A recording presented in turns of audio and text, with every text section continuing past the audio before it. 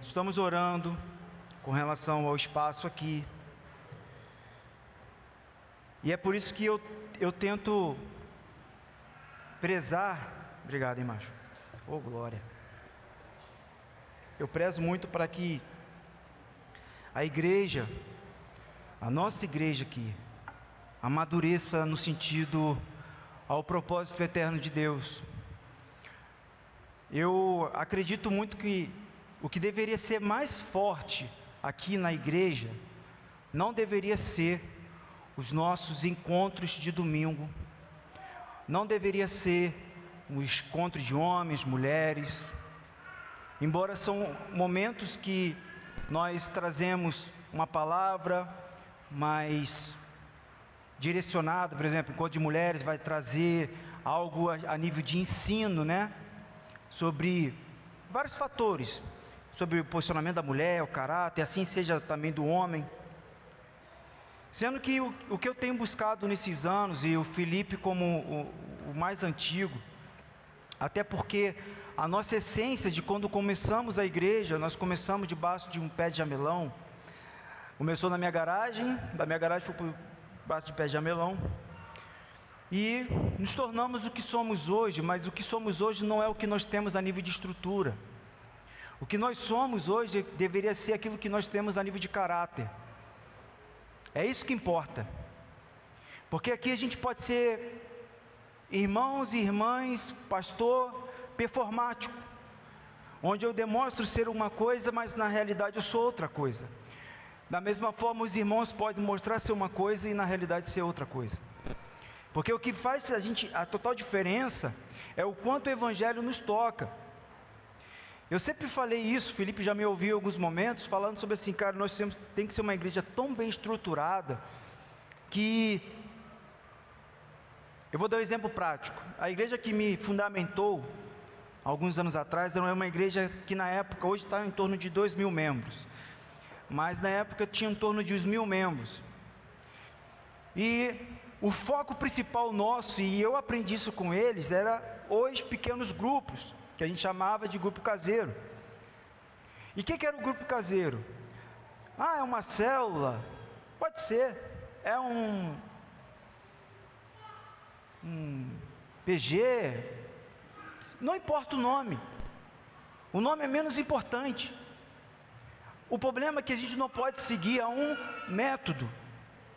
Os métodos hoje, eles têm transferido algo aos irmãos que faz com que você produza, mas que não gere vida. Sabe qual é a maior dificuldade hoje das igrejas, de modo geral falando? Quando Deus fez o homem e a mulher, Ele transferiu um propósito, e esse propósito continua ainda na vida do homem. Há uma palavra de Deus que Ele fala assim, crescer e multiplicai. Amém? Vocês conseguem entender isso? Crescer e multiplicai. O problema é que as igrejas hoje, elas multiplicaram, mas não cresceram. Porque crescimento está falando sobre maturidade na vida dos irmãos. Então, seja maduro e multiplique. Agora, se você é um imaturo que multiplica, nós multiplicamos a imaturidade. Se você é imoral e você multiplica, nós multiplicamos a imoralidade. Agora, se você é santo e você multiplica a santidade. Se você tem uma responsabilidade de alcançar a plenitude de Cristo, e se você tem que ser como Jesus, e você cresce e multiplica, você multiplica Cristo. Então a maioria das igrejas hoje, por isso que nós falamos que fomos mal evangelizados, fomos apresentados a uma denominação, mas não trouxeram sobre nossas vidas o reino de Deus, o governo de Jesus. Ontem eu estava com o Felipe e Charles, a gente foi tomar café com um pastor aqui, que para mim foi uma honra tomar um café com esse pastor. É um cara que eu amo muito, e esse cara, para tu ter uma ideia, com todo respeito, não é hierarquia, mas foi um discipulador do Lander. Então, para mim, foi uma honra sentar com esse cara. Ouvir, parecia que eu estava ouvindo o Lander, sabe? Assim, minha alegria de me relacionar. E engraçado, né, que quando a gente marcou o café, ele falou assim, ó, eu estou indo para um centro de recuperação, depois, vambora?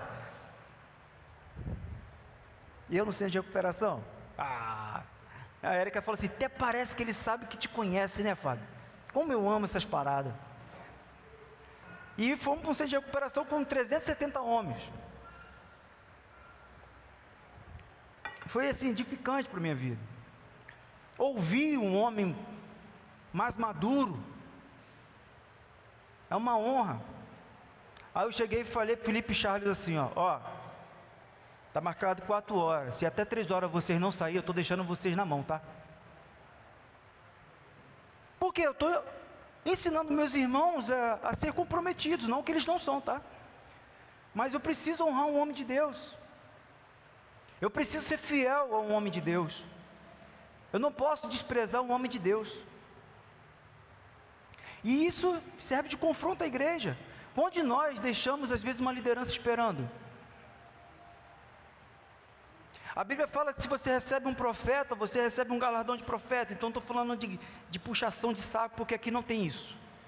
Mas quando você honra um homem de Deus, você está disposto, e honrar não é bajular. O que é honrar um homem de Deus, Fábio?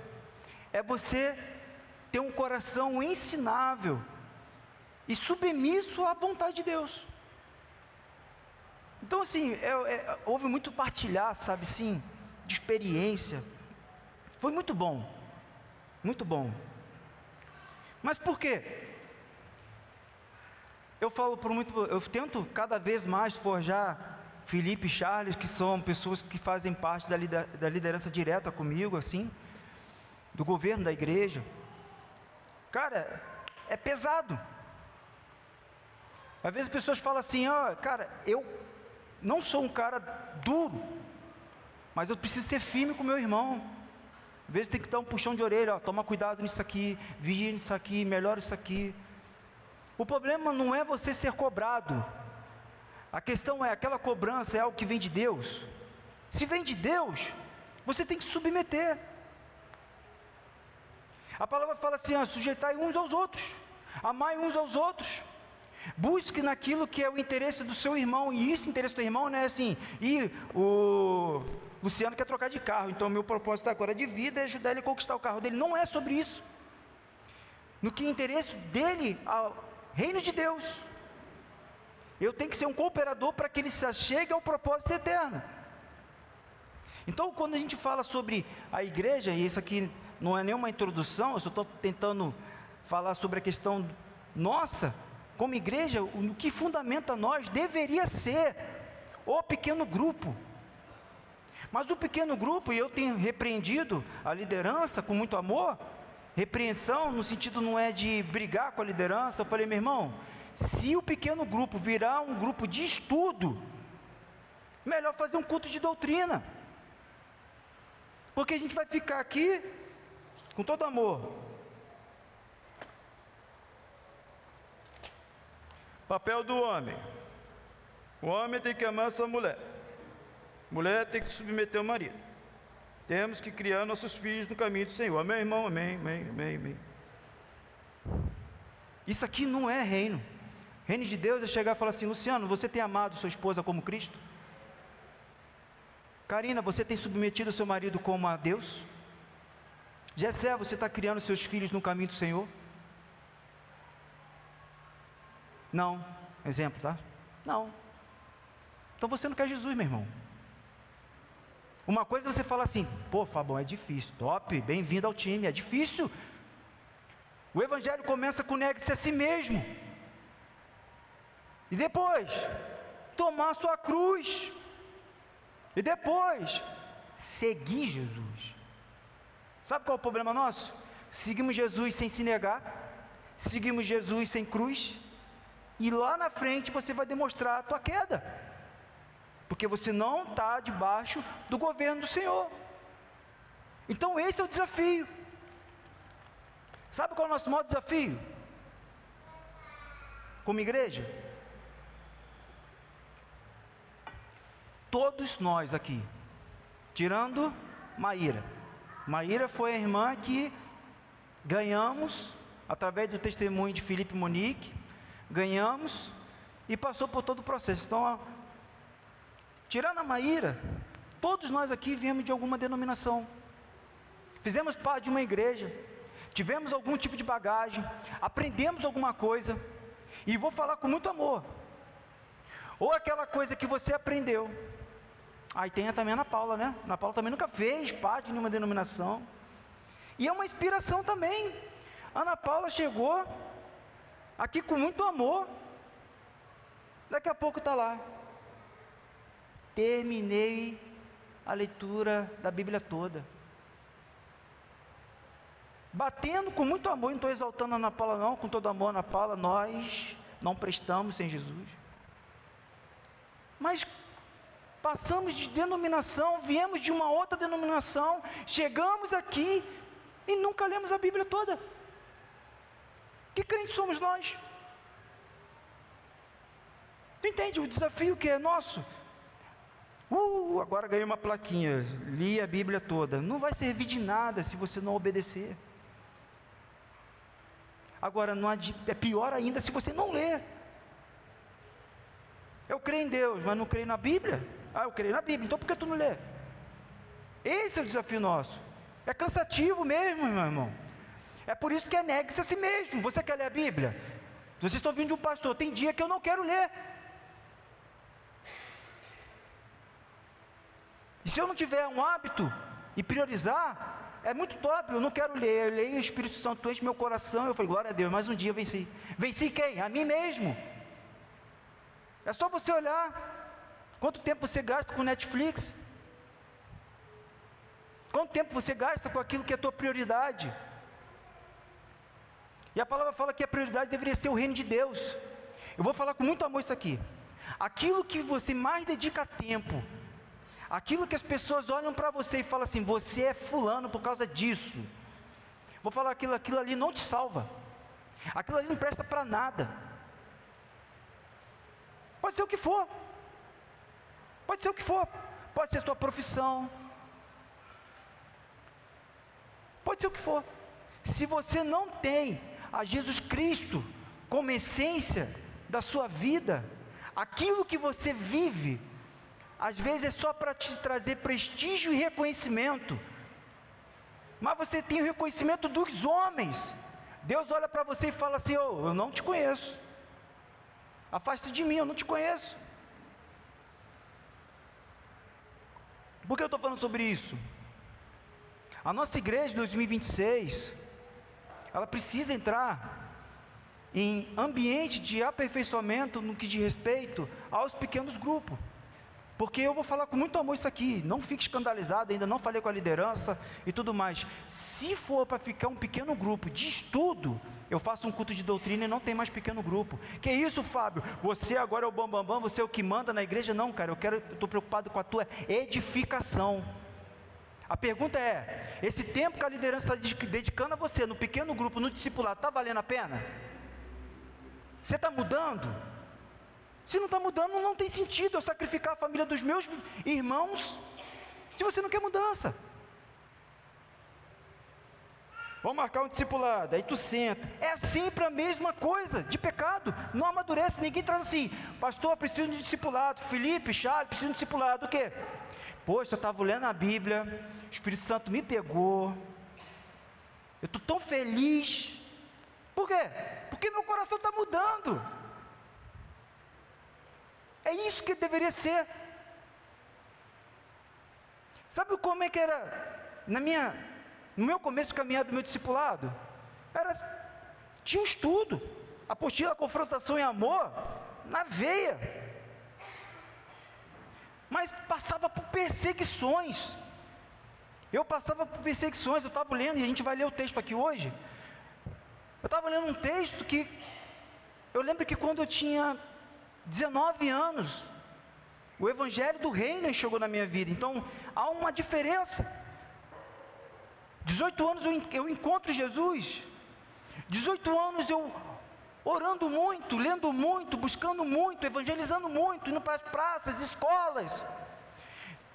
Eu sempre falei isso, mas vou reforçar aqui de novo. Existia algo que de Deus tocou aqui, que daqui para frente eu estava fazendo muita coisa para Deus. Mas quando o Evangelho do Reino chegou na minha vida, me voltou ao marco zero e falou assim: Fábio, e daqui para trás? Você precisa perdoar teu pai, você precisa perdoar tua mãe, você precisa confessar teus pecados, você precisa jogar tuas mágoas para fora, teu ressentimento. Então daqui para frente, ninguém via lá o Fábio magoado, o Fábio sem paternidade, porque o Fábio evangelizava, o Fábio era o cara. Mas quem era o Fábio de fato que Deus via? Esse cara sem paternidade, magoado, desde os 3 anos de idade, fechado, medroso, covarde, frouxo, com Jesus, preso à pornografia. Era eu, condenado. Era eu. E pode cantar essa música. Era eu, condenado. Agora, se era, não é mais. O que é então? Se você não é um condenado, o que você é então? Se foi para a liberdade que Cristo vos libertou, não use da liberdade em Cristo para viver uma vida de libertinagem. É isso que é o desafio. Quem é você? Eu vou falar 1000 membros numa igreja que eu fazia parte. E eles têm a mesma cultura até hoje, tá? Os irmãos só vinham para o culto e não vinham para o pequeno grupo. Beleza, 3 meses sem culto na igreja, tá? Um sítio. 3 meses sem culto.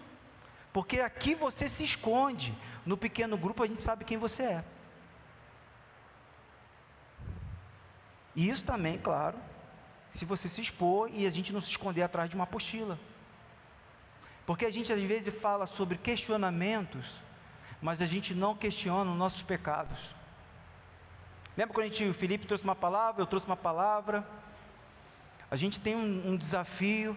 Por exemplo, a gente tem aqui a nossa preocupação, né? Os irmãos de Palmares, os irmãos que moram mais perto. Se a gente vai para um outro lugar que é mais distante, você iria ou você não iria?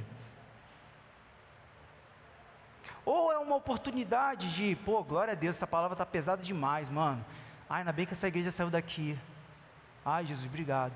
Aí eu não preciso sair, eu só vou botar desculpa por causa da distância. Porque a falta de condição é uma coisa, a falta de coração é a pior coisa que tem. Porque você pode ter condição e não ter coração. E se eu não tenho condição, mas tenho coração, Deus é o primeiro patrocinador da obra dele.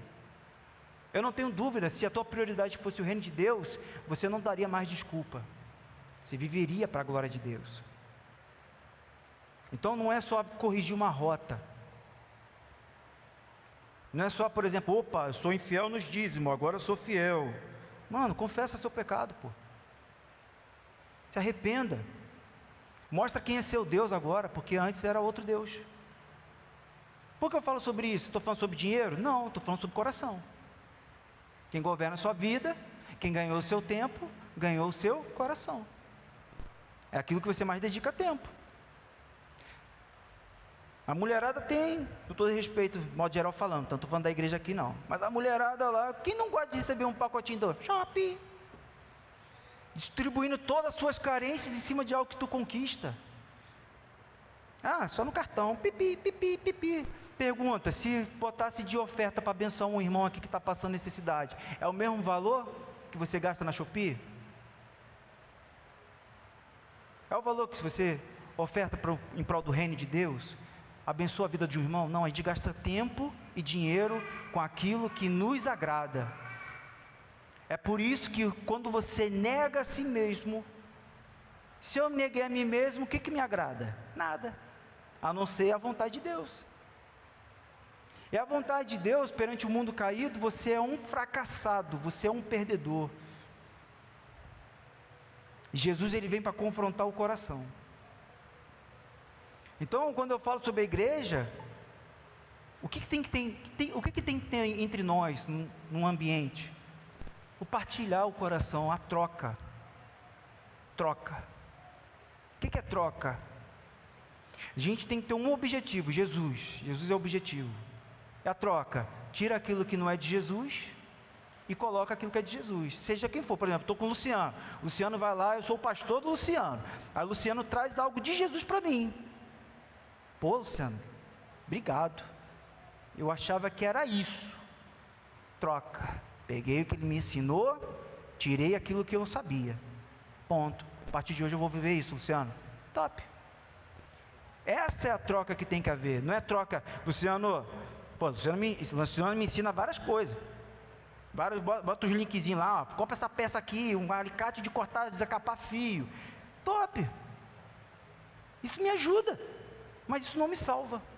Só na hora da tomada, que está ruim lá, né? Vai cortar a pontinha, arranca mais demais. Mas olha só, isso não vai mudar a minha vida. Agora, quando há uma troca de propósito, é eu tirar o meu propósito e colocar o propósito de Deus. Tudo isso vai falar sobre o governo de Jesus na nossa vida. O ambiente, e aqui é o problema, que a gente vai entrar agora. Mateus 5, convido os irmãos a colocar de pé. A gente vai estar fazendo a leitura. A gente vai ler a partir do verso 1. Diz assim: Jesus, vendo as multidões, subiu a um monte e assentou-se. Os seus discípulos aproximaram-se dele. Então guarde isso, os discípulos se aproximaram de Jesus. E Jesus, abrindo a boca, os ensinava dizendo: bem-aventurado os pobres em espírito, pois dele é o reino dos céus. Bem-aventurados os que choram, porque serão consolados. Bem-aventurados os humildes, porque herdarão a terra. Bem-aventurados os que têm fome e sede de justiça, porque serão fartos. Bem-aventurados os misericordiosos, porque alcançarão misericórdia. Bem-aventurados os limpos de coração, porque verão a Deus. Bem-aventurados os pacificadores, porque serão chamados filhos de Deus. Bem-aventurados os que sofrem perseguição por causa da justiça, porque deles é o reino dos céus.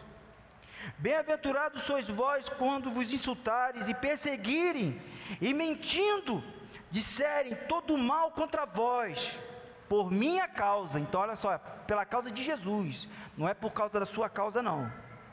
Exultai e alegrai-vos sobremaneira, pois é esplêndida a vossa recompensa nos céus, porque assim perseguiram os profetas que viveram antes de vós.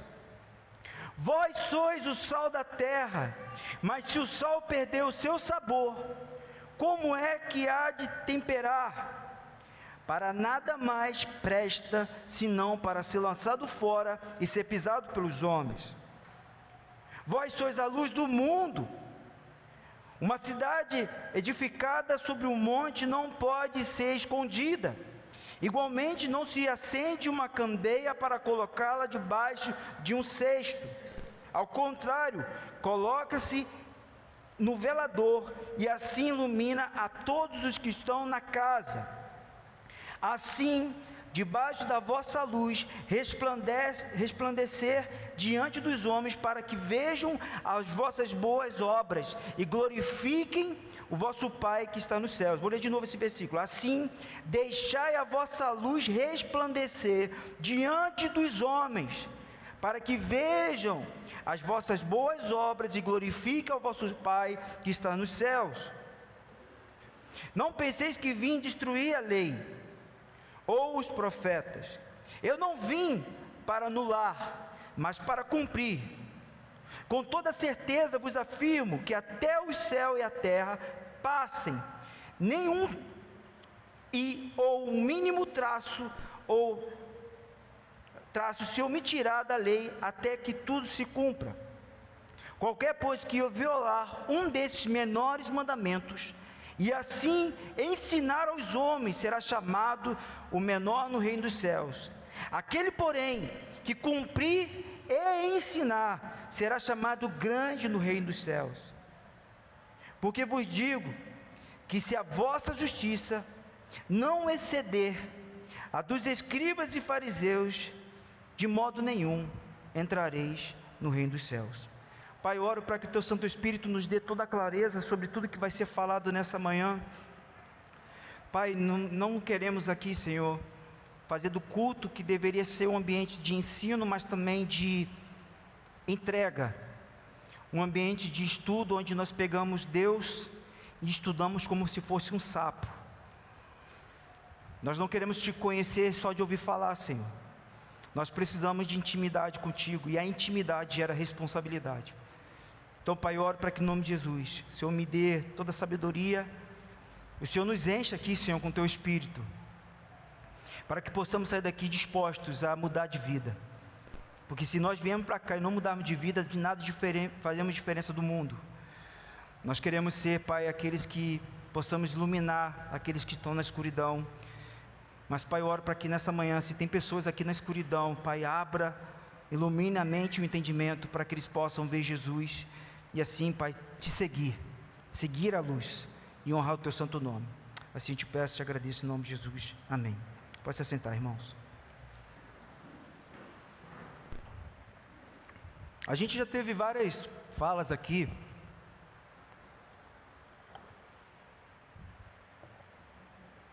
de pessoas que caminham, ou de pessoas que deixaram de caminhar conosco.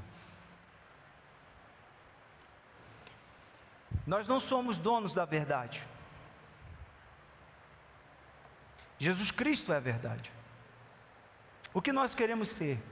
Aquilo que Deus quer que nós sejamos. E isso não fala sobre a estrutura, isso fala sobre você, sobre mim. Quem é que Deus quer que você seja? Não adianta ter sua mente, mas não ter seu coração. Não adianta a gente se encher de sabedoria, conhecimento, e não sermos sábios. O sábio, quando ele é confrontado, ele se torna mais sábio. O tolo, ele foge do confronto. Por isso que ele nunca vai se tornar um sábio. Ele nunca vai edificar a vida de ninguém. Quando a gente busca transformação, não é o fato de você vir à igreja, mas o fato de você ser a igreja. Pergunta: você é a igreja ou você vem à igreja? Fábio, como é que eu vou saber se eu sou a igreja ou se eu venho à igreja? Por exemplo, quem vai até você encontra Jesus? Ou você precisa convidá-la para vir a um culto? Se você convida para vir a um culto, você também é um frequentador de culto, um consumidor de culto. Quem é a igreja, ele se aprimora para cultuar a Deus, e não depende. Estava falando com esse Felipe e a Andressa aqui, estão visitando a gente hoje. Eu estava falando com eles, falei: cara, a gente, quando se achega a um lugar e a gente busca ser essa igreja, a gente busca não só conhecer a Deus, mas viver para Deus.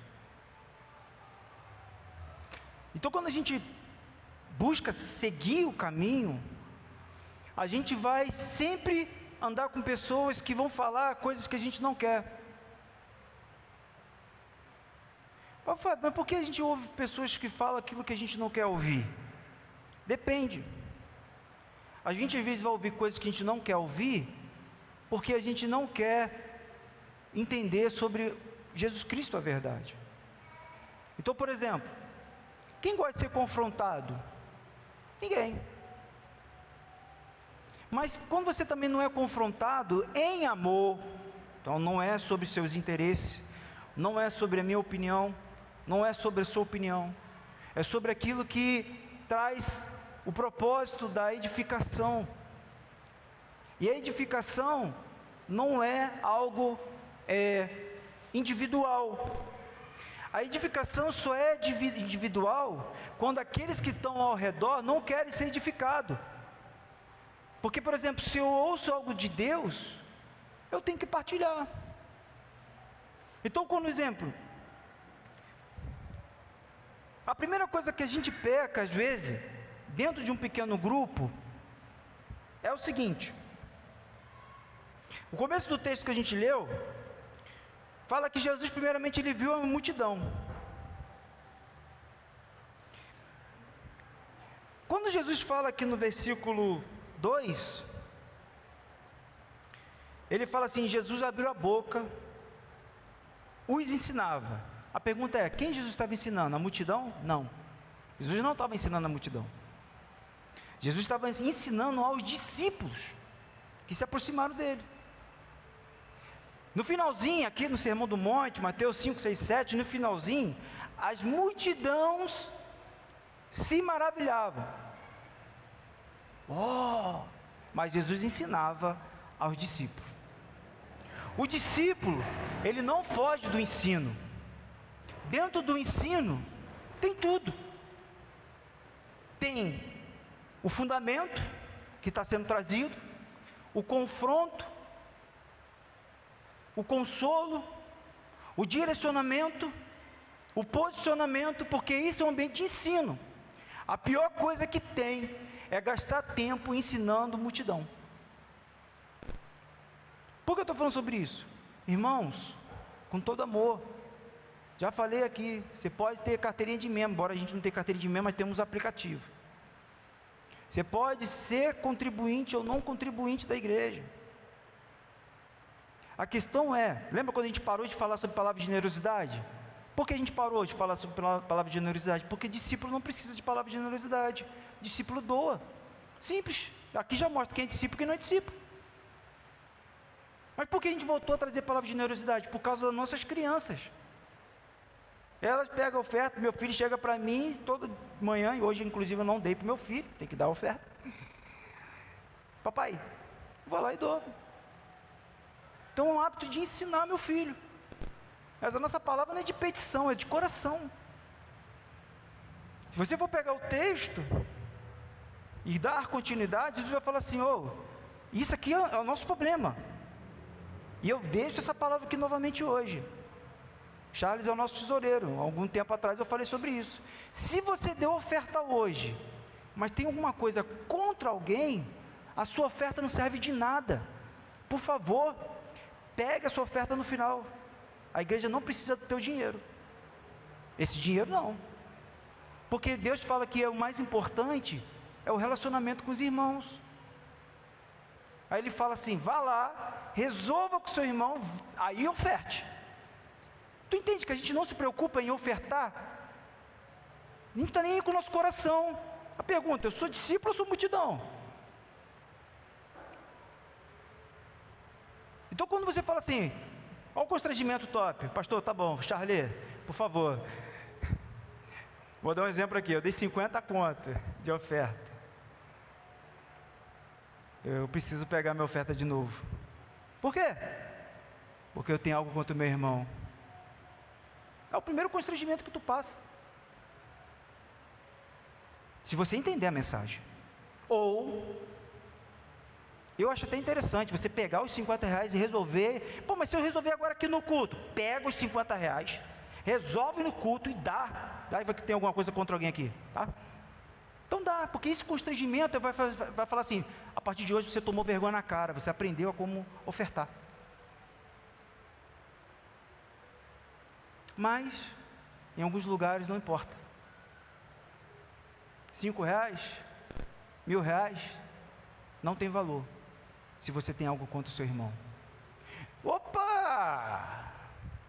Vamos botar fogo na panela. Esse meu irmão é minha esposa. Ih, ferrou. Aleluia!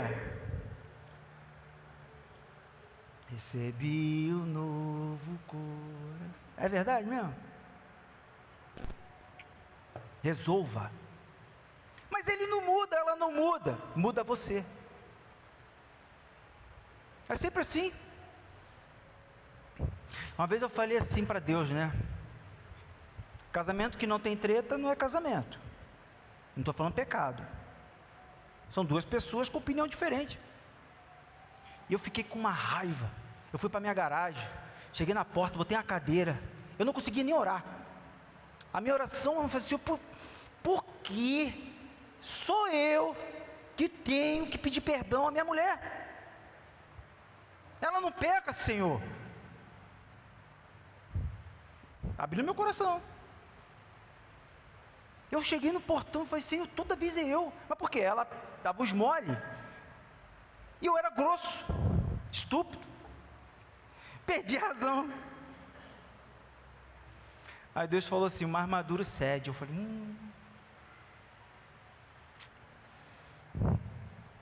O pior não é isso, né? Tu vai lá e fala, esposa, me perdoa. A gente fala assim, me perdoa, mas você, já era. Perdeu, perdão todinho. Perdeu de novo. Esposa, me perdoa. Aí a mulher, tá bom, eu te perdoo. Eu fico assim, ela não vai pedir, mano. Espírito Santo, a mulher não sabe pedir perdão. Fala uma palavra aí, constitucionalissimamente. Ela fala perdão. É difícil essa palavra, não sei falar. É uma brincadeira, mas eu estou falando sobre o coração. Então, é um ato, é uma atitude, um coração que precisa ser exposto para o aperfeiçoamento. Qual é a nossa dificuldade? A gente não tem diálogo. Dentro do casamento, o casal não conversa.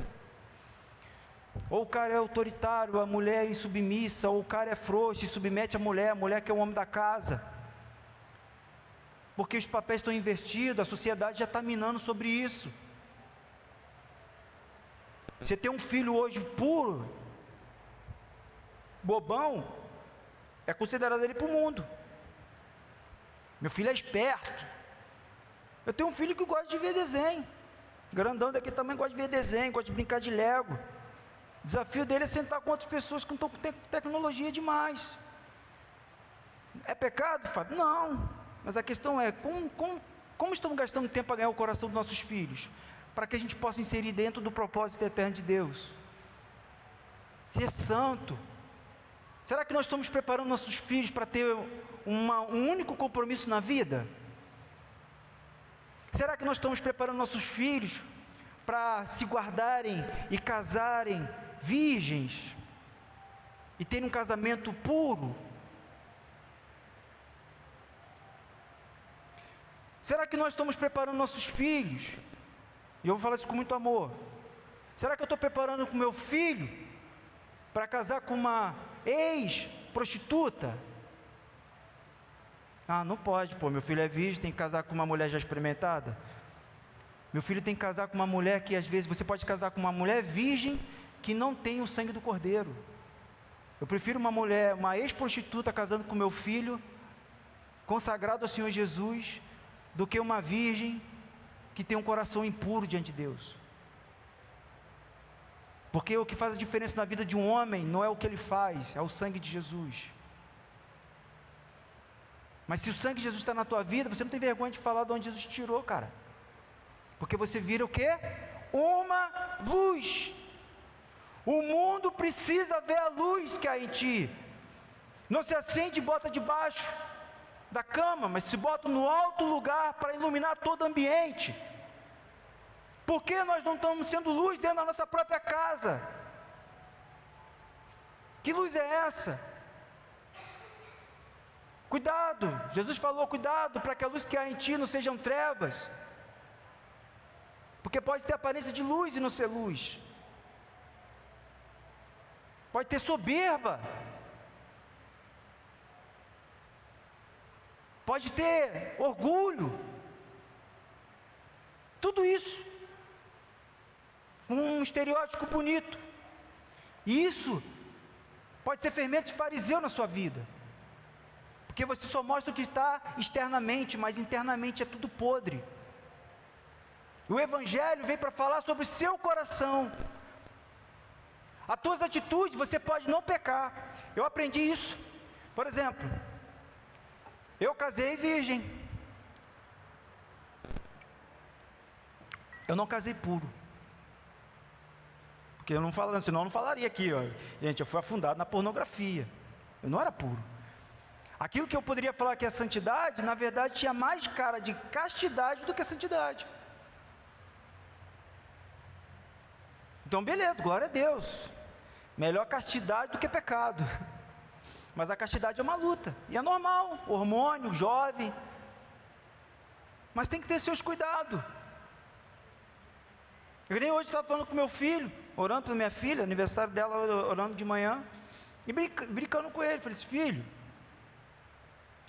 aí eu falei assim para ele, ó, quando tu casar, com quantos anos? 18, pai.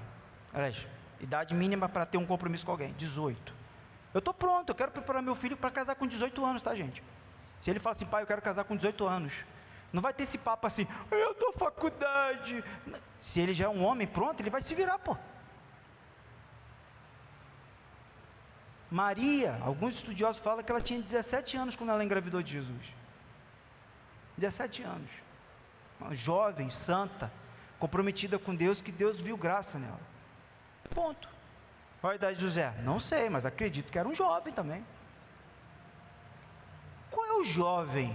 Olha que top, mano. É lindo, né? A gente deveria olhar com esse olhar. Qual é o jovem que assumiria uma menina grávida de 17 anos? Pela lei ele poderia expor ela e ela seria apedrejada, por questão de ela estava possibilidade de compromisso com ele, como se ela fosse infiel, e Deus falou com ele, porque ele também é um homem de Deus. Jovem, mano. A gente tudo marmanjo, 30 anos na cara, barbudo, velho, fazendo coisa de moleque.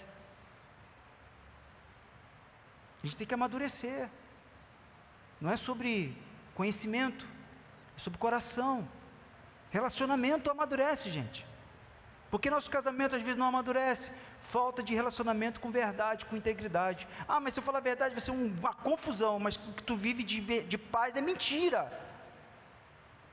Porque não tem Bíblia aberta. Aí eu falei para o meu filho, 18 anos, você tem que estar trabalhando. Aí eu brinquei para ele assim, e tu vai perguntar para a guria, você lê a Bíblia? Se não lê a Bíblia, já está reprovada, filho. Não é crente. Ah, mas pai é da igreja. Não é crente. Por que eu estou falando sobre isso? Porque a gente precisa entender que não é sobre a pessoa que ele vai se compromissar, porque ele só pode cobrar algo de alguém que ele vive. Então ele que vai ter que ler a Bíblia primeiro. Ele tem que ter o discernimento. Ah, se ela pegar uma menina, conhecer uma menina que não importa, ela tem que querer amar Jesus. Hoje a gente tem irmãos e irmãs que não estão amando Jesus, cara. Que amor a gente pode cobrar dos nossos filhos? Mas Jesus, ele gasta tempo, ele ensina discípulos. Fábio, todo mundo ouviu a mesma coisa.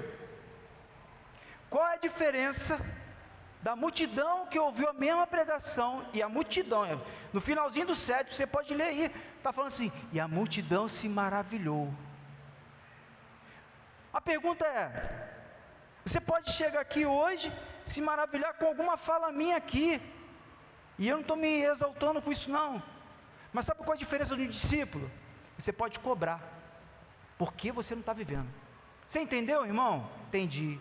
Então o que tu vai fazer daqui para frente? Não, vou me posicionar. Chegou semana que vem, posicionou? Mano, tu não quer nada com Jesus não, até aqui eu posso andar contigo. A nossa aliança é limitada. Porque às vezes a gente quer posicionamento, mas o posicionamento de você andar do lado de alguém é ego inflamado. Porque o verdadeiro amor vai te fazer servo de todos. Todos que querem. Porque ser servo de quem não quer, meu irmão, é uma desgraça. É murro em ponta de faca. Só eu que me ferro. E é isso que a gente precisa entender. Ah, então eu estou fora, mano. Eu vou ficar no outro lugar, escondidinho dentro da igreja. Eu vou falar com muito amor. O que tem que te prender aqui não é somente a possibilidade de um conhecimento prático. O que tem que te prender aqui é a vivência. Porque estar aqui sem querer praticar não tem sentido. Então, é algo muito básico que eu estou falando aqui. Não é sobre você ser da igreja, é sobre você ser a igreja. Existe uma porta de entrada, e eu vou falar duas portas aqui, que faz entender se de fato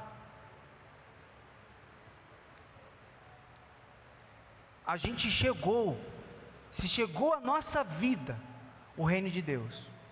Então eu falei na minha introdução aqui, que 18 anos eu aceitei Jesus, crente safado, comecei a pregar, vivendo experiências com Deus, e lendo a Bíblia, 21 capítulos por dia, que eu lembro que era entre 21 e 24 capítulos por dia, não tinha ninguém para me orientar. Eu lembro do livro que eu peguei para me ler. Sabe qual foi o livro? Da escolinha dominical que tinha na minha igreja sobre o Espírito Santo. Sabe por que eu estava estudando sobre o Espírito Santo? Porque eu tinha recebido o batismo no Espírito Santo. Eu comecei a falar em línguas e eu não entendi aquilo. Mas uma coisa eu sei, era real. A presença de Deus, o toque de Deus, o quanto aquilo me edificava. Meu irmão, se eu falar que não era Deus que me fazia tirar 8 horas de oração por dia, que toque era esse? E não tinha nenhum assim, ó. Aí, gente, vamos lá para a igreja, vamos lá fazer uma intercessão. Não tinha, mano. Não tinha ninguém para pegar na minha mão e falar assim, vamos embora. Aqui a gente tem mão disponível e ninguém segura. Por quê? Porque nós não queremos ser tocados. A falta de toque não vai fazer você crescer. Um corpo bem ajustado, bem ligado, ó, ligado, cresce. Enquanto a gente não crescer e amadurecer, a gente não multiplica. E tudo que a gente multiplicar sem crescimento é tragédia. É por isso que o discipulado, ele se resume em algo muito simples. O discipulado vai confrontar o seu caráter. Não é um ambiente somente falar de Jesus, é falar sobre você e Cristo, é botar você diante de Jesus e falar assim, por que você não vive para Ele? Por que você não está amando Ele? Por que você não está andando como Ele andou? Em Cristo Jesus, não existe desculpa, e eu acho lindo isso. Em Cristo Jesus, pouco importa seu temperamento, sua personalidade, você precisa ser um com Cristo. Exemplo, bem prático.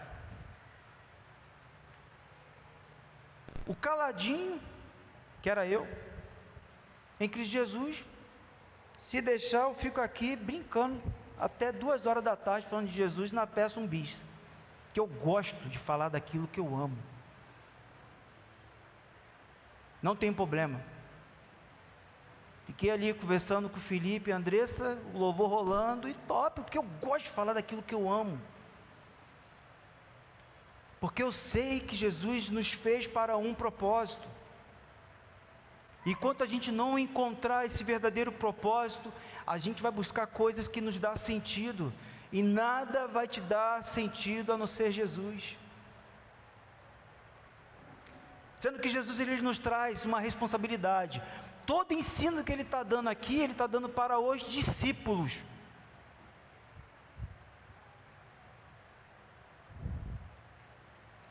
Eu lembro que quando eu tinha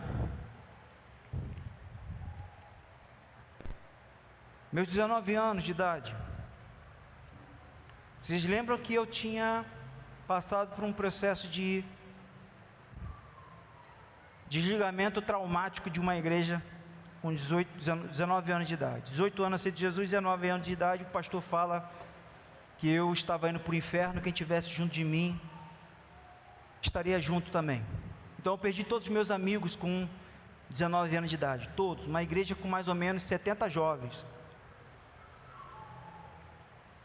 Todos viraram as costas para mim. Teve um que não virou. Esse irmão que não virou as costas para mim foi um irmão que também saiu da igreja. E esse irmão se tornou meu parceiro de oração. Cara, foi a melhor fase. Eu estava em compromisso com a Érica, né? Esse irmão, eu calço 44. Esse irmão calça 43. Eu não tinha roupa para sair com a Érica. O que é sair com a Érica? Ir no shopping comprar uma coxinha. Eu não tinha. Aí esse irmão me emprestava roupa. Eu tenho roupa lá em casa, lá, uma blusa do meu irmão, um sapato do outro. Eu não tinha. Mas esse cara era um parceiro de oração. Esse cara tinha condição financeira menos pior que a minha. Então eu estou falando melhor não, menos pior. Então ele tinha uma Bíblia de estudo. NVI. Sabe o que a gente fazia? Trocava a Bíblia. Falei, negão, tu está lendo a tua Bíblia essa semana? Tu tem que ler. Mas se tu não estiver lendo, me empresta a tua Bíblia. Então eu pegava a Bíblia dele uma semana para me ler. A de estudo, eu não tinha Bíblia de estudo. Alguém aqui já trocou Bíblia de estudo com alguém? Será que não é falta de fome e sede na tua vida, não? Ah, não, eu tenho aplicativo. Ah, tu não lê. Estou falando de busca. Eu lembro que às vezes eu estava em alguns lugares com ele, a gente ia para conferência junto. A gente orava junto. A avó dele, ele era criado pela avó. A avó dele era uma senhora que é viva até hoje, uma senhora do coque. Mano, tu ia na casa dela, velho. O joelho da coroa é todo calejado, todo dia, oração, hora depois do almoço, hora de manhã, calejado, joelho. Aí esse meu amigo uma vez chegou e falou, Fábio, minha avó orando por mim.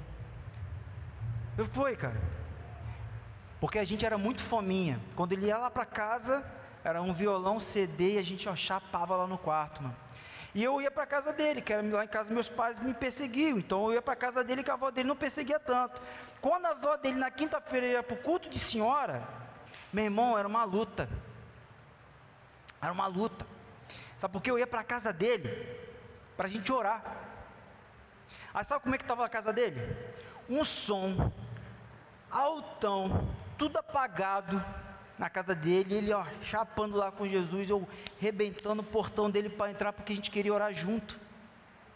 Era o meu amigo de oração. Aí uma vez ele estava no quarto dele lá, ajoelhando, chorando na presença de Deus. Aí a avó dele não entendia, que era bem tradicional, entrou no quarto, botou a mão na cabeça dele, Jesus, cura ele, Senhor, meu netinho está chorando. Ele, vó, eu estou chorando por causa de Jesus, vó. Porque ela não entendia um quebrantamento, o toque de Deus. Esse brother ia para a praça comigo, evangelizar, os caras tudo tomando cachaça no meio da praça. Eu falei, brother, eu estou cheio de medo de falar de Jesus para aquele cara, mas se tu for, eu vou contigo, vem comigo. Ele, pô, Fabão, também estou com medo, mas vamos embora. A gente entrava na roda dos caras com cachaça e falava de Jesus. E por que eu estou falando sobre essa história? Eu lembro do dia que a gente ganhou um rapaz para Jesus, ímpio. Eu sei que tem muita gente aqui que pode não acreditar nos moveres de Deus, mas eu estava lá na casa do meu discipulador, a gente estava orando. Meu discipulador fez uma coisa muito doida. Isso aqui que é doideira, então isso aqui não é doutrina. Ele pegou, esse amigo meu, eu estava evangelizando, ele era ímpio. Ele pegou, meu discipulador pegou um pano vermelho, valeu, pegou um pano vermelho, jogou em cima desse meu amigo, mas assim, não é brincando não, ele falou assim, em nome de Jesus, esse pano aqui, que seja o sangue de Jesus sobre a tua vida, mas só jogou o pano assim, meu irmão, o cara caiu no chão. Já viu esses movimentos que as pessoas caem no chão, que muita gente não acredita? Eu já caí no chão, eu não tenho problema de cair no chão não. Se Deus me tocar, não tem problema não. O problema não é quando você cai, é quando você levanta. Você levanta diferente? Eu não creio, eu não limito o poder de Deus. Ah, eu não acredito. O problema é seu, eu acredito. Mas sabe o que me marcou? Eu fiquei assim, eu nunca vi um ímpio cair no chão. Ele é ímpio, no mínimo tem que cair endemoniado. Eu fiquei em crise. Sabe como é que o cara levantou? Confessando o pecado a balde. A balde. Eu fiz isso, e chorando, cara. E, cara, eu fiquei impactado com aquilo ali. Esse amigo trabalhava comigo. Foi falar com a irmã, a dona da pensão, que era da igreja que eu fazia parte. Então eu já não estava mais na igreja. Foi falar com a dona. A dona falou assim, isso é do diabo. Eu falei, como é que o diabo faz você confessar pecado? Aí ela foi falar com um pastor que me falou que eu era endemoniado. Sabe qual foi o papo no bairro de Vila Nova? Culto de domingo. Minha mãe fazia parte dessa igreja. A avó desse meu amigo fazia parte dessa igreja. O pastor pregando assim de domingo. Irmãos, quase o amém. Falou assim, existe 2 jovens que saíram aqui da igreja, cuja mãe e avó são daqui. Ninguém sabe quem é agora, né? Imagina a igreja pequena. Quem é a mãe e a avó desses meninos? Que estão jogando pano preto. E as pessoas estão caindo endemoniadas. Vigia com esses irmãos. Aí teve um irmão que foi falar assim, ô Fábio, é verdade essa história aí que vocês estão jogando pano preto nas pessoas? Eu falei, não, é vermelho. Aí meu irmão, aí que deu problema. O pastor mentiu, era vermelho. Mas por quê? Eu não estou preocupado com pano, eu não estou preocupado se é preto, se é vermelho. A questão é o sangue de Jesus mesmo na sua vida. E sabe qual a pior coisa que tem? Esse brother, que deveria estar recebendo apoio para vir para Jesus, está no mundo até hoje. Ano passado eu encontrei com ele, ele me viu, falei, e aí brother, como é que tu tá? Aí ele, pô Fabão, não estou bem não, o casamento acabou, não vejo mais minha filha, perdi o sentido da minha vida. Falei, cara, para de perder tempo com essa vida, meu irmão. Chamei ele para vir para a reunião, não veio. Mas tu entende? Porque a gente não quer ser aqueles que vão dar destino. Sabe por que você não quer dar destino para ninguém? Porque você não quer dar destino para a tua vida primeiro. A questão é, por que eu posso dar destino para alguém? Porque eu estou buscando o caminho. Quem está buscando o caminho sabe como mostrar o caminho. Nós não estamos buscando ser a melhor nem a maior igreja. Nós precisamos viver para a glória de Deus. Então Jesus, Ele pode estar no meio da multidão. A questão é, eu vou ensinar discípulo. Ainda que um deles seja Judas. Porque Judas não teve oportunidade, se matou. Eu não vou ficar conjecturando não. Mas se Judas não tivesse se matado, será que Jesus iria de encontro dele igual a Pedro? Eu fico pensativo nessas coisas. Judas decidiu do jeito dele e deu no que deu. Traiu Jesus? Traiu. Mas olha só, se Jesus não fosse condenado, a gente não ia cantar, era eu. Condenado era eu. Era necessário, Jesus ia ser traído. Jesus ia ser crucificado. Se ele não é crucificado, é você que estaria crucificado. Era eu que estaria crucificado. Era eu o maldito, ele se fez maldito em meu lugar. Então quando a gente fala sobre isso, nós deveríamos falar sobre redenção. Importa o lugar, importa a estrutura, aonde a gente possa estar. O que importa é o Evangelho. Você precisa parar de vir para um lugar, sentar e não querer viver. Porque você pode ser da igreja. Fábio com 18 anos era da igreja. Fábio com 19 anos de idade foi apresentado o Evangelho do Reino. É o Evangelho do Reino. Tu vê o testemunho de Monique, Felipe, testemunho de Charles e Thaís. Porque às vezes eu dou muito exemplo de Felipe e Monique. Pego o Marcão, dou exemplo do Marcão. Porque a luz chegou.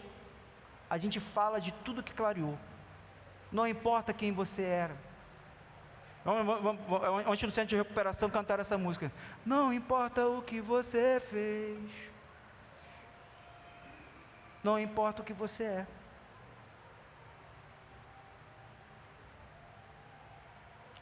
A gente precisa entender que é sobre Ele e viver para a glória de Deus. Então, quando o Evangelho chegou na minha vida, eu entendi que eu tinha que fazer o caminho de volta. Tive de entregar meus pecados escondidos. Pude entender que aquilo ali quebrou meu ego, se tinha alguma coisa de ego na época. Porque isso faz entender que eu, sem Jesus, eu não presto.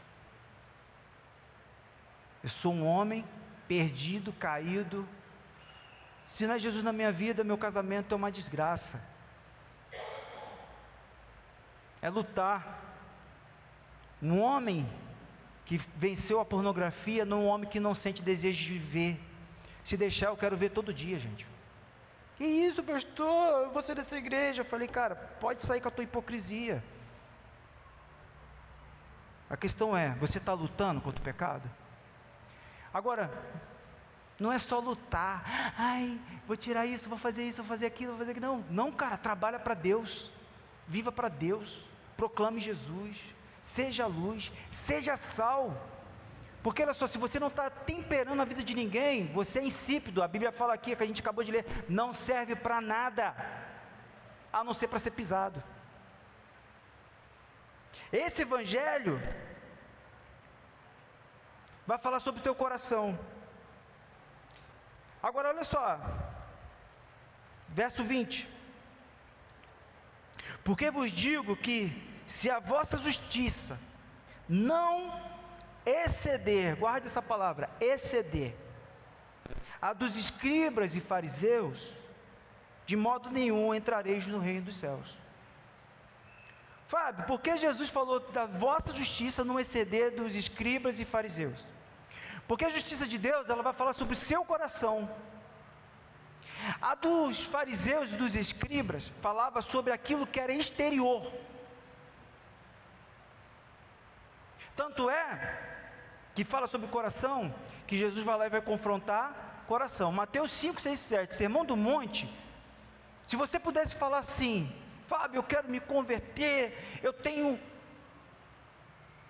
um dia de vida, e eu queria tanto ler a Bíblia toda, mas eu não consigo ler a Bíblia toda em um dia, mas eu vou morrer daqui a 30 minutos, do que eu poderia ler na Bíblia, que pudesse me trazer uma clareza melhor sobre Jesus e o seu posicionamento? Mateus 5, 6, 7, sabe por que Jesus está falando sobre o coração? Quando a gente não fala do coração, a gente está falando do exterior. Jesus, ele confronta o nosso coração, a ponto, eu fiz algumas anotações aqui, Jesus não está falando sobre regra, Jesus não está falando sobre legalismo, e Jesus não está falando sobre religiosidade externa. O que Jesus está dizendo sobre exceder? Exceder está falando sobre transbordar. Se tem alguém aqui transbordando em justiça, tudo que transborda toca alguém. A justiça de Deus na minha vida, pensa você, condenado, e foi perdoado da dívida. Você proclama, cara, Ele me perdoou, você está transbordando. Então Jesus, ele não está falando de justiça de fariseu. Quando ele fala de justiça de fariseu, ele está falando sobre algo externo, ele está falando sobre comportamental, ele está falando sobre aparente, e ele está falando sobre aquele que cumpre regras, mas ignora o coração.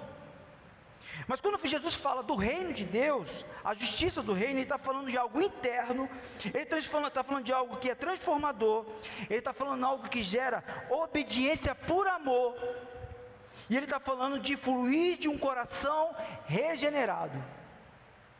É o que Jesus está falando. Tanto é que ele traz uma clareza. Olha o que ele fala: daquele que está transbordando. 27, ele vai falar assim, ó: ouviste que foi dito, não cometerás adultério. Então é uma prática. Se você não cometer adultério, você é santo? Não. Fala, você já traiu a Érica? Não. Você já foi adúltero? Sim. Mas tu nunca traiu a Érica? Sim, porque eu já cobicei através da pornografia. Jesus confronta o coração. Eu, porém, vos digo, que qualquer que olhar para a mulher com intenção impura, em seu coração, já cometeu adultério com ela. Mas não cometi prática. Mas é coração. Por isso que Jesus está falando daquilo que é interno. Por isso que a igreja só é edificada com a verdade. E você só é liberto por meio da verdade. É você chegar e falar: Senhor, eu pequei, trazer isso no discipulado. Mas discipulado não é para tratar só lixo. Você precisa buscar a santidade. Você precisa buscar o reino de Deus, porque a primeira entrada, porta de entrada do reino dos céus na sua vida é o arrependimento. João Batista chegou e falou: arrependei-vos, porque é chegado o reino dos céus. Jesus falou: arrependei-vos, porque é chegado o reino dos céus. E depois? Bem prático. Oração do Pai Nosso. Pai Nosso ou Pai meu? Hein, gente? Meu ou seu? Nosso ou meu? Pai meu que está no céu, é isso? Pai Nosso. Santificado seja o teu nome. Venha o teu reino. Aí aqui entra outro problema. Quando você fala para o reino de Deus vir na tua vida, você vai ter que aprender a seja feita a tua vontade. Ontem o Espírito Santo falou algo no meu coração que eu estava falando com os meninos. No momento que eu ouvi uma pregação no centro de recuperação, o Espírito Santo falou algo bem prático. Aonde a tua vontade te levou? E eu fiquei olhando para aqueles rapazes lá. A vontade deles levaram eles a um centro de recuperação. A vontade sua te levou ao pecado. É por isso que não tem reino. É por isso que não tem governo. Seja feita a tua vontade, assim na terra como no céu. Primeiro o modelo é no céu, mas seja feita aqui na terra. Pão nosso de cada dia. Vou fazer uma pergunta. Eu sei que tem irmãos aqui desempregados. Eu sei que tem irmãos aqui que podem estar passando por algum aperto financeiro. Mas, se você é fiel no horário, você comeu um pão hoje. Não pode ser a melhor mesa. Mas eu posso falar uma coisa: o pão que foi colocado na mesa hoje, mediante a tua fidelidade, pão nosso de cada dia, Deus te deu o pão hoje. Você só vai ficar com fome porque você quis. Deus foi fiel hoje. Qual o problema nosso? Excesso de futuro. A gente preocupado com amanhã não vive agora. Porque também não tratamos o passado. Por que você não tem um presente? Reparou? Quem vive preso ao passado não vive o futuro e nem o agora. Por isso que Jesus fala assim: faça o caminho de volta. Resolva o teu passado, viva agora, semeie agora, colha no futuro. Mas você não vive agora, porque está preso ao passado. Era a minha vida, cheio de pecado, cheio de mazela, mágoas do meu pai, desde os 3 anos de idade. Minha filha está fazendo 1 ano. Eu tinha lembranças do bolo do aniversário do meu irmão. Eu tinha 3 anos de idade. Meu irmão estava fazendo 5. Por que a gente fica com essas lembranças? Por que a gente leva mágoas? Por quê? Porque a gente não vive o que Jesus ensinou. Perdoa nossas dívidas, assim como nós. Olha que droga, cara, na tua vida, se você tem dificuldade de perdoar. Perdoa nossas dívidas assim como nós perdoamos. Quem tem dificuldade de perdoar, não será perdoado. É por isso que Jesus te cobra. Por que você está com dificuldade de perdoar teu irmão? Eu não te perdoei? Lembra da parábola que Jesus fala? Certo homem devia muito dinheiro, tinha dívidas, e clamou ao seu Senhor. Eu não vou lembrar quantos denários ele estava devendo, mas era muito dinheiro, impagável. Ele ia ser vendido como escravo. E Jesus deu essa parábola por causa de quê? Quando Jesus fala assim: eu te perdoo, o Senhor perdoa esse cara e liberta ele. Aí ele sai livre. Olha que top, livre. Estou livre. Aí eu encontrei Luciano está me devendo 100 conto. Jesus me perdoou R$1 milhão. Aí ele está me devendo 1.000, 10.000, 100.000, não importa. Se ele me perdoou 1 milhão, cara, Luciano, eu te perdoo, mas sabe o que a gente faz? Como é que eu vou recomeçar minha vida? Eu estava devendo 1 milhão, Luciano, me paga 100.000, pô. Eu tenho que recomeçar minha vida. Eu estou livre agora. Mas não. Ele vai lá e cobra. Aí o Senhor sabe. Ops. Eu perdoei muito mais. E ele não perdoou o seu próximo. Pega ele e prende ele. Porque a gente quer justiça para nós, mas não reproduzimos a justiça do reino de Deus para o próximo. Jesus foi lá, na parábola fala que aquele cara foi preso novamente, e só saía quando deixasse livre, pago tudo, ou seja, particularmente aquele cara nunca mais seria livre. Era muito dinheiro. Você entende a condição do que Deus coloca para a tua vida? A gente busca ser semelhante ao Senhor quando a gente praticamos as mesmas obras. Deus te perdoou? Você tem que perdoar. Deus te abençoou? Tem que abençoar. Com muito equilíbrio eu falo isso. Deus te deu tudo. O tudo dele foi seu filho? Deu. Você tem que dar seu tudo a Deus. Que isso, Fábio? Então eu vou ter que deixar meu carro, minha casa agora aqui para a igreja? Não é sobre isso. É sobre Jesus ser o Senhor de tudo. Jesus ser o governador da sua vida. Jesus ser o dono do seu coração. O texto que ontem a gente ouviu, e o engraçado, eu conheço os caras da antiga, quando ele falou Lucas 6, eu falei para o Felipe assim, 46. Aí o pastorzão estava lá. Então, irmão, Lucas 6, aquele silêncio, né? 46, ó Felipe. Mas por quê? O Evangelho.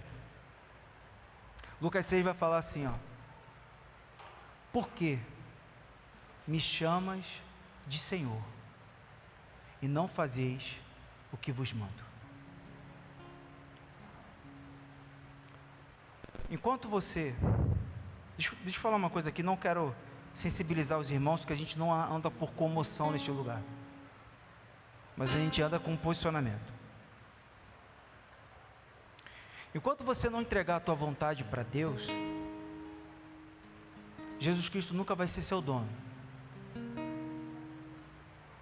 Nunca. Você nunca vai fazer a vontade de Deus enquanto você é governado por você mesmo. Enquanto Jesus Cristo não é o teu Senhor, Fábio, isso eu não estou falando assim com muito amor, não é porque a gente tem visitante aqui, a gente não está fazendo apelo, ninguém precisa dessa questão assim.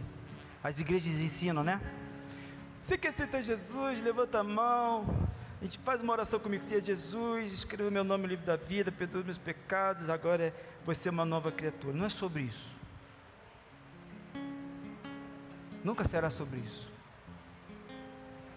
E essa mensagem aqui, primeiramente, se essa mensagem tocar o coração dos nossos visitantes, amém, mas eu queria que essa mensagem tocasse teu coração. Essa mensagem aqui é para uma igreja local. Eu não tenho como ser pastor de pessoas que não são ovelhas de Jesus. Um pastor nunca será dono de ovelha nenhuma. Jesus, quando fala para Pedro: Pedro, tu me amas? Apacenta as minhas ovelhas. Então um pastor só cuida da ovelha de Jesus. O pastor que cuida de uma ovelha que não é de Jesus, ele vai se frustrar. Ele está chamando de discípulo aquele que é multidão. A pergunta que eu quero fazer nessa noite: aonde a tua vontade te levou hoje? Olha para a tua vida, cara, olha para a tua casa, olha para o que você está entregando para Deus hoje.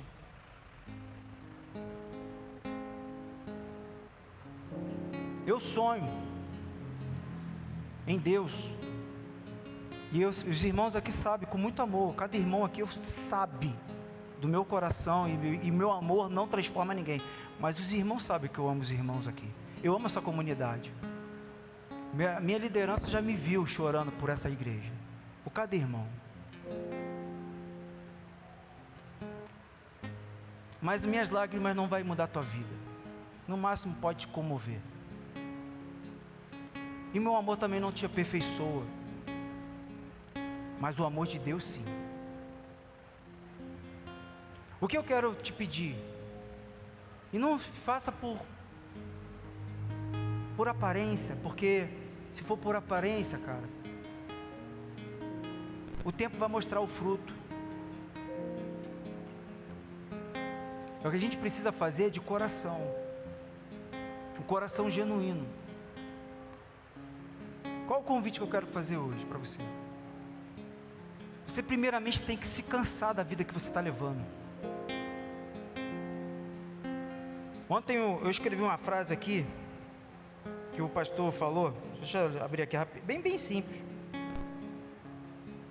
Deixa eu ver se está aqui. Ele botou assim, ó: você pode jejuar, mas se não fizer a vontade de Deus, não servirá de nada. Você pode se consagrar, mas se tu não fizer a vontade de Deus, você vai perder tempo. Você pode ser pastor, reconhecido, teólogo, top das galáxias, se não fizer a vontade de Deus, servirá de nada. Deus não edifica sobre trevas. O que é trevas? É tudo aquilo que é ausência de luz. Se não tem luz na tua vida, o que tem é trevas. Se tua casa não está alinhada com o propósito de Deus, o que você está vivendo é trevas. Ainda que você cante os louvores, ainda que você bote os louvores dentro da tua casa, vou botar uma música aqui para poder trazer paz sobre este lugar. O que traz paz é a vontade de Deus. Qual o convite que eu quero fazer a você? Porque o teu sim para Jesus faz a diferença. E todo sim vai gerar compromisso, responsabilidade, prioridade. A gente às vezes acha: os irmãos não estão priorizando o culto. Não, vocês não estão priorizando Deus. Porque se vir para cá e não botar o teu coração na mesa do discipulado, na mesa do cuidado, você vai perder tempo. Agora não é sobre saber quem é você, é saber quem Ele é, e você se submeter à vontade dEle, e falar assim: a partir de hoje eu não quero mais, a partir de hoje eu vou me posicionar, a partir de hoje eu vou viver algo mais intenso com Deus, não importa o preço que eu vou pagar, mas eu quero viver para a glória de Deus.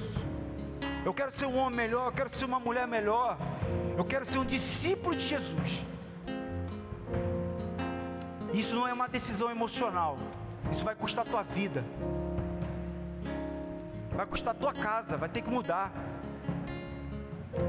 Ontem, eu indo para um ambiente, eu falei para os meninos assim: ó, não quero mulher me perturbando, a gente vai em paz. Eu falo meninos com respeito, tá?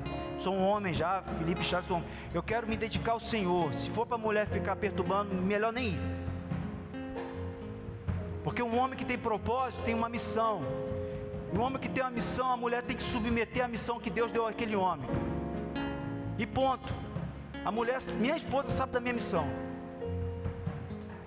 Claro que eu também tenho que suprir a minha esposa. Eu não posso deixar ela desguarnecida. Vou buscar Deus e estou nem para ela. Não é sobre isso.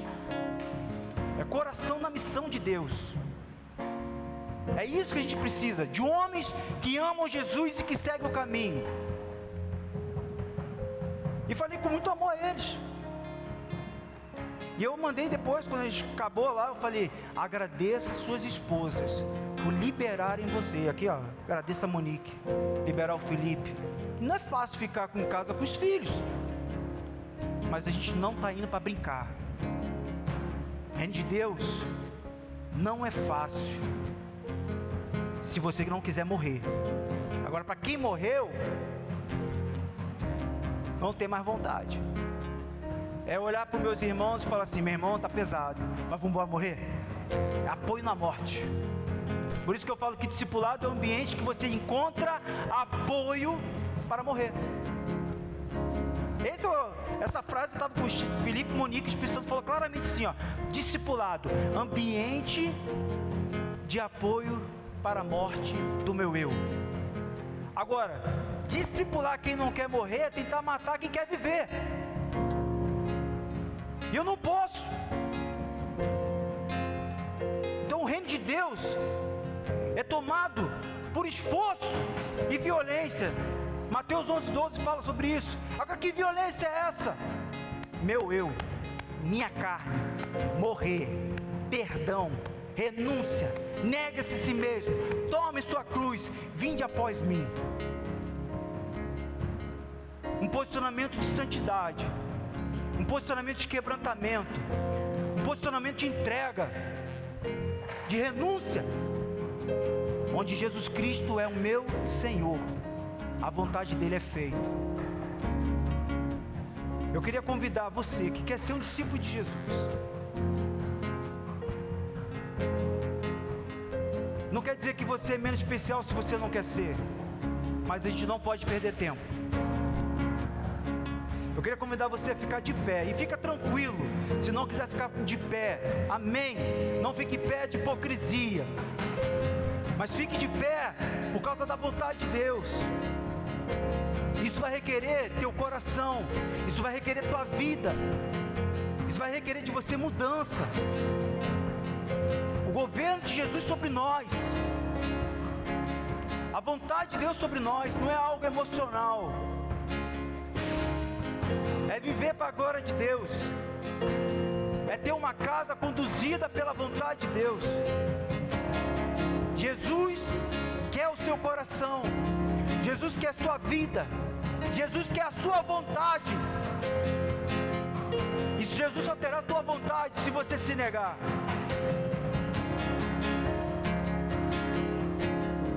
Eu queria orar com os irmãos. Pai Santo, nós estamos aqui, Senhor, nessa manhã, não para fazer votos de tolos, Senhor,